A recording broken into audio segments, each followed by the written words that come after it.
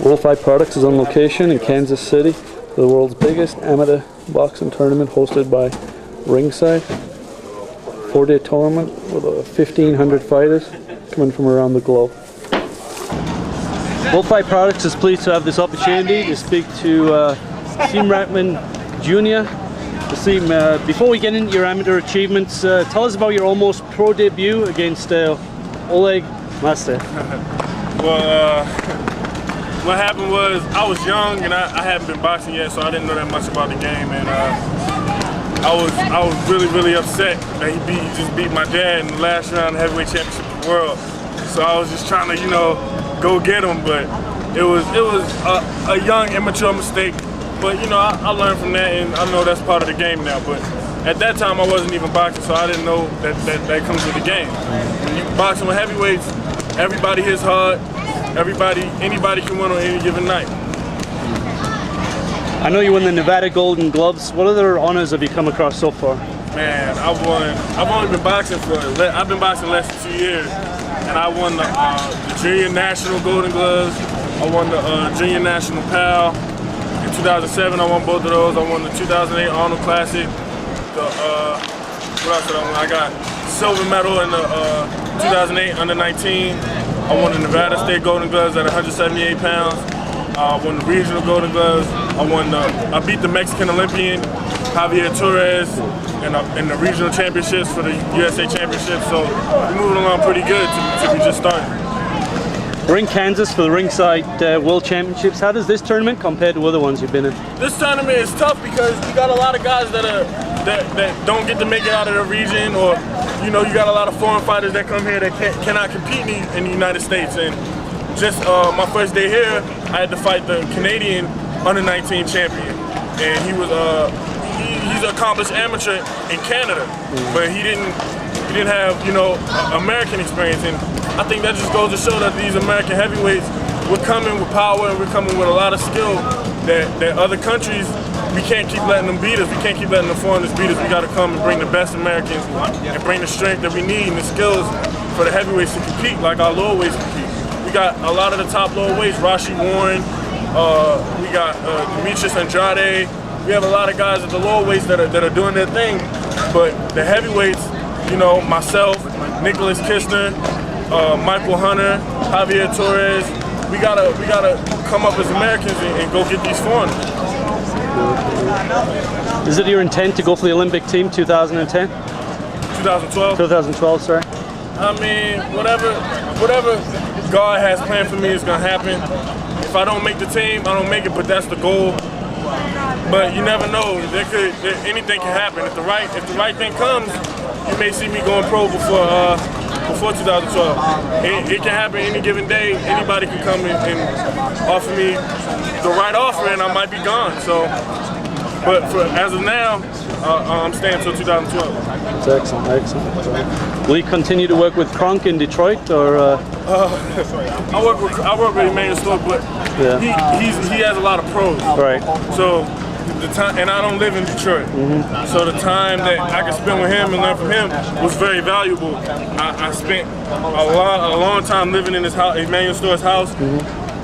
Excuse me, in Detroit, and then he brought me to camp with Vladimir Klitschko, and I got a lot of time, learned a lot from him, and that all helped me. But as far as being with me every fight, going to tournaments with me and stuff, he can't do it because he has so many pros.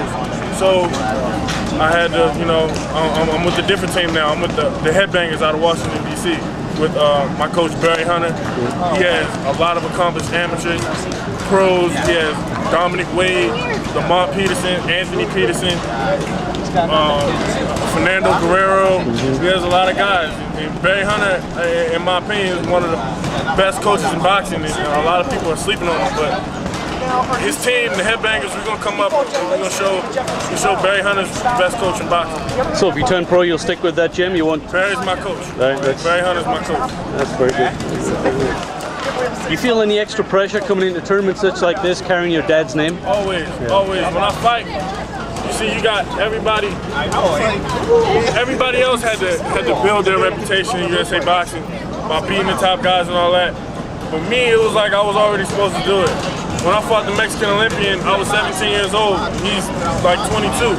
So that kind of pressure, it's like I'm supposed to perform on a higher level than what my experience dictates, you know what I mean?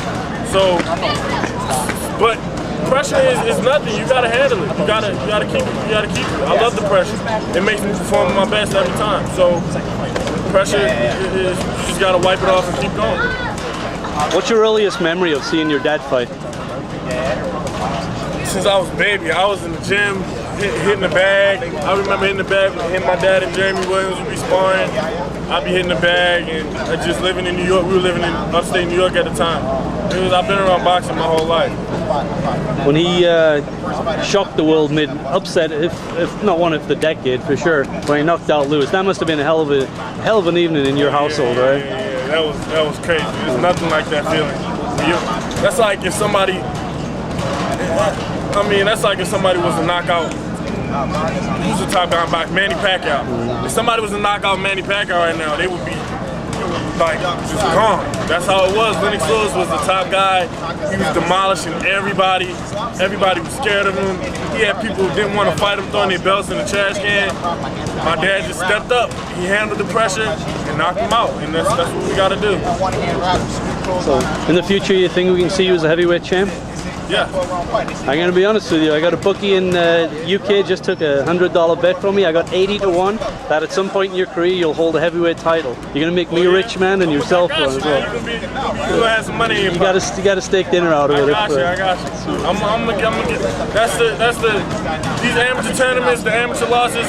That comes with experience. Who didn't lose in the amateur? I mean, I think as far as my knowledge, everybody lost in the amateur. Everybody has to learn. Before these guys, Demetrius Andrade, Rashid Warren, all these top guys, Gary Russell Jr., before they went on their winning streaks, they were losing. And that's how you learn. You learn by losing. So I learned everything from each fight that I lost. I'm not going to let anything that happened in the fight, they got to beat me a different way every time. I'm not going to keep losing the same way over and over and over again.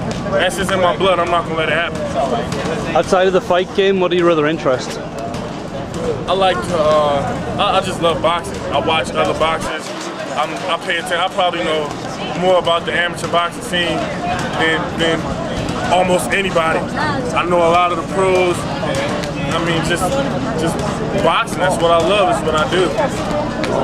Thanks for taking this time to be with Will Fight Products, and we'll certainly follow your career with great enthusiasm, and hopefully one day we will see you lift that belt. You like Mikhail Kessler in that Super 6? His favorite. You like him? I like Andre Durrell. Did you see the last Contender Series with Troy Ross from Canada? No, I didn't see it. Stripped him of his Commonwealth belt, and he won the series, yeah. Oh, yeah? All right, well, for that Super 6, I like Andre Durrell, so go do your thing, man. That's excellent. Thanks a lot, man. Appreciate it.